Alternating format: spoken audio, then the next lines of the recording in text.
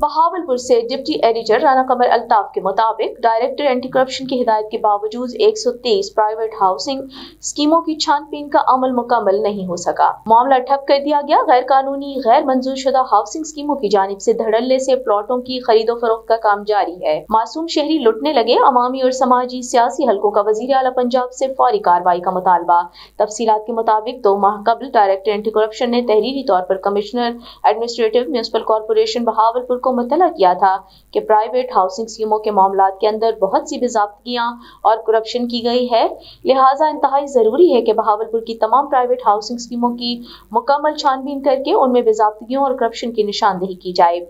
और उनमें मुलव्वस सरकारी ऑफिसर्स और ऑफिशियल्स की भी निशानदेही की जाए और उनके खिलाफ सख्त कार्रवाई अमल में लाई जाए,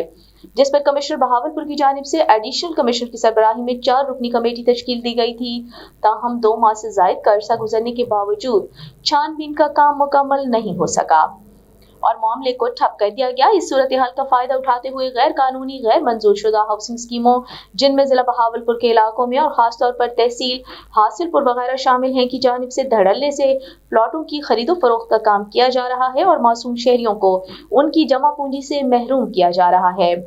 इस सूरत हाल पर अवामी समाजी सियासी हलकों ने शदीद एहतजाज करते हुए वजीर आला पंजाब से मुतालबा किया है कि फौरी तौर पर इन गैर कानूनी गैर मंजूर शुदा हाउसिंग स्कीमों के खिलाफ सख्त कार्रवाई अमल में लाई जाए और कमिश्नर बहावलपुर को हिदायत की जाए कि तमाम हाउसिंग स्कीमों की छानबीन का काम जल्द मुकम्मल करके उसमें